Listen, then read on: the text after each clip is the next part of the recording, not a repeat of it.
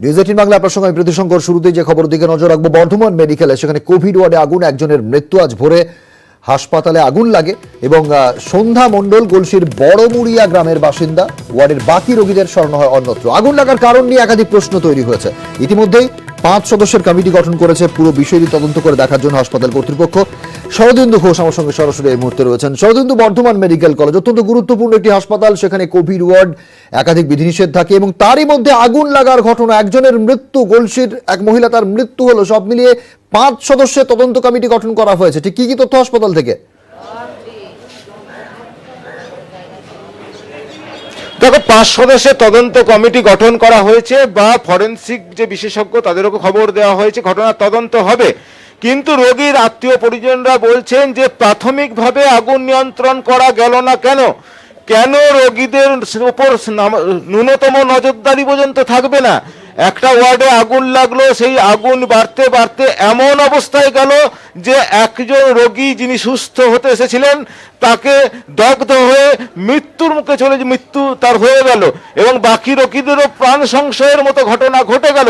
যদিও রোগীর আত্মীয় পরিজনরা তারা বলছেন যে তারাই খবর দেন, নৈশ প্রহরীকে ঘুম থেকে তোলেন, অন্য কর্মীদের ডেকে আনেন, এরপরে আগুন নেভানোর কাজ শুরু হয় এবং ততক্ষণে কিন্তু সেই শয্যা বা সেই রোগিনীর মৃত্যু হয়ে গিয়েছে।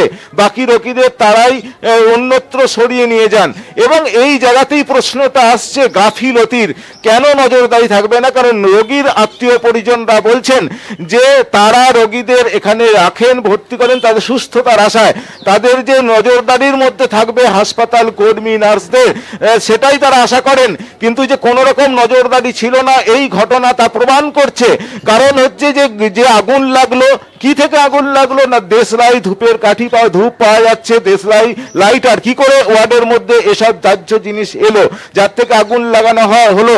এবং এই যে ধূপের কাঠি, ধূপ থেকে আগুন লেগে গেল বলে দমকল মনে করছে, সেটা নিয়েও কিন্তু যে প্রশ্ন, যেটা যে ধূপ থেকে বেডে আগুন লাগলো, সেই আগুন এমন ভয়াবহ আকার নিল যে বাকি রোগীরাও আতঙ্কিত হয়ে পড়লেন। সেই আগুনে সন্ধ্যা মণ্ডল গলসির বড়মুড়িয়ার বাসিন্দা, তার মৃত্যু হলো। তার আগে যদি এই ন্যূনতম নজরদারি থাকতো তাহলে কিন্তু এই ঘটনা ঘটতো না। কারণ বর্ধমান মেডিকেল কলেজ হাসপাতাল দক্ষিণবঙ্গের অন্যতম গুরুত্বপূর্ণ হাসপাতাল। এই হাসপাতালের বিভিন্ন ওয়ার্ড মিলিয়ে প্রায় 1000 খানেক রোগী ভর্তি রয়েছেন। একাধিক প্রশ্ন উঠে আসছে যে মশার ধূপ থেকে কিভাবে আগুন লাগলো এবং যদিও মশার ধূপ থেকে আগুন লেগে থাকে তাহলে সেটি কিভাবে ছড়িয়ে পড়লো। তুমি যে প্রশ্নগুলো তুলছো যে গাফিলতি তো একটা ছিল, হাসপাতাল কর্তৃপক্ষ তারা কি সাফাই দিচ্ছে? শুধুমাত্র তদন্ত কমিটি গড়েই কি পুরো বিষয়টি তারা দায় ঝেড়ে ফেলতে চাইছে? আমি আসবো তোমার কাছে শরদিন্দু, এই প্রশ্নের উত্তর নেবো। তার আগে বাড়ির লোকের অভিযোগটা একবার শুনে নি।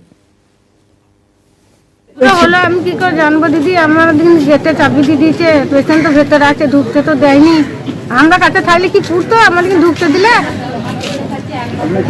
না, আমি বুঝতেই পারি নাই। ঘটনাটা বেডে আগুন ধরে গেছে, সিলিন্ডারে দিয়ে রুগীটা পুড়ছে।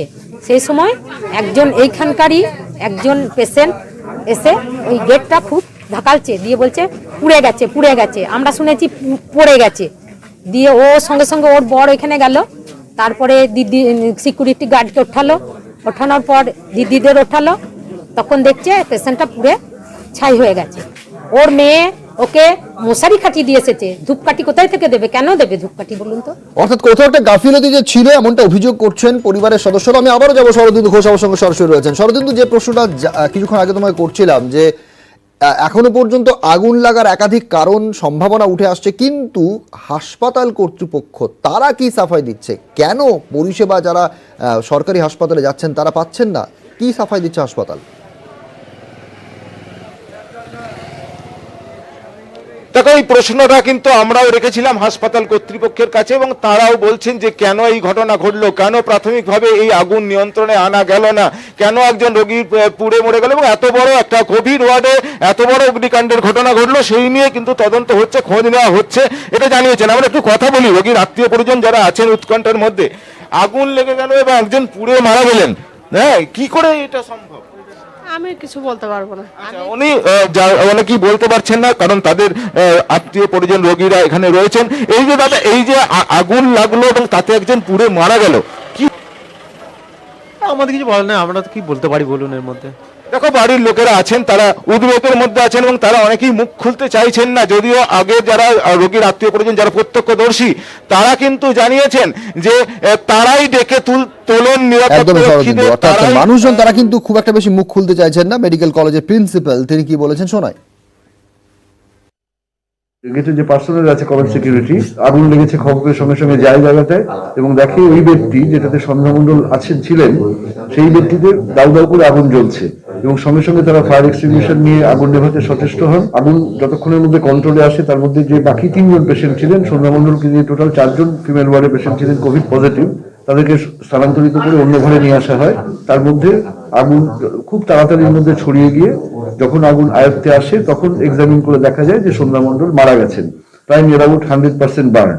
আশেপাশে জায়গা থেকে একটু দেশলাইয়ের টুকরো, দেশলাইয়ের খালি বাক্স, তোমার একটু লাইটার একটা পাওয়া যায়, কিন্তু আদারওয়াইজ যে উনি আগুন জ্বালিয়েছিলেন বা সেরকম কোনো জিনিসপত্র কিন্তু সেরকম ছিল না।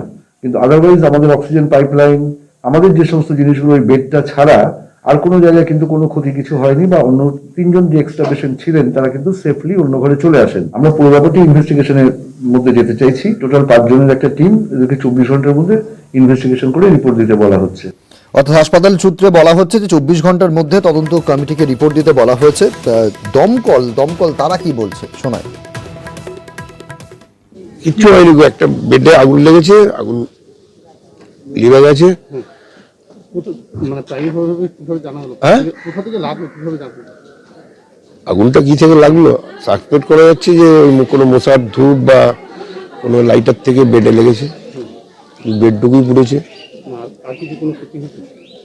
আর কিছু পেশেন্ট তো মারা গেছে, এখন বলতে পারছি না, এখন ডাক্তার না আসলে তো বলতে পারবো না, আনকনসিয়াস হয়ে আছে। আর বলছি বেড ছাড়া কি আর কোথাও? না শুধু বেড? একটা সিঙ্গেল বেডই শুধু ইনভলভ হয়েছে ফায়ারে। বর্ধমান মেডিকেল কলেজে আগুন এবং সেই আগুনে পুড়ে একজনের মৃত্যুর ঘটনায় রাজনৈতিক তরজা শুরু হয়েছে। দিলীপ ঘোষ বলছেন দুর্ভাগ্যজনক ঘটনা, সরকারি হাসপাতালগুলির কি অবস্থা তা এই ঘটনা চোখে আঙুল দিয়ে দেখিয়ে দিল। পাল্টা শান্তনু সেন আক্রমণ করছেন দিলীপ ঘোষকে, শোনাবো। এক তো প্রথম খুবই দুর্ভাগ্যজনক ঘটনা এটা, মৃত্যু বা ইত্যাদি। এর আগেও আমৃতে এরকম ঘটনা ঘটেছিল, রোগীদেরকে মারাও গেছিলেন, পালাতে হয়েছিল, লাভ দিতে হয়েছিল। কিন্তু সরকারি হসপিটালের কি অবস্থা আছে আজকে, এটা এই দুর্ঘটনাটাই আমাদের চোখে আঙুল দিয়ে দেখিয়ে দিল। যতক্ষণ না কোনো দুর্ঘটনা ঘটে আর সত্যিকারে বলতে গেলে হসপিটালের বাস্তব অবস্থাটা বোঝা যায় না। রাত্রেবেলা কোনো দেখাশোনা হয় না, রোগী যদি মরেও যাও কেউ দেখবে না। আর আমাদের মুখ্যমন্ত্রী বড় বড় কথা বলেন, সব ঠিক আছে, ডাক্তার নেই, নার্স নেই, রাত্রেবেলা দেখার লোকও নেই, এর চেয়ে দুঃখের কথা আর কি হবে। দিলীপ বাবু বোধহয় ভুলে গেছেন যে পশ্চিমবঙ্গ একমাত্র রাজ্য সারা দেশের মধ্যে যেখানে মমতা বন্দ্যোপাধ্যায়ের নেতৃত্বে সমস্ত মানুষ বিনামূল্যে পরিষেবা পায় এবং বর্তমানে সরকারি হাসপাতালের ইনফ্রাস্ট্রাকচার বড় বড় কর্পোরেট হাসপাতালের ইনফ্রাস্ট্রাকচারকে হার মানায়। বাংলার স্বাস্থ্য ব্যবস্থাকে কেন্দ্রীয় সরকারই একাধিকবার পুরস্কৃত করেছে। একটা বিক্ষিপ্ত ঘটনা নিয়ে এই ধরনের কথা বলাটা সংকীর্ণ রাজনীতির পরিচয়। কোন একটা দুর্ঘটনা যে কোনো জায়গায় ঘটতেই পারে,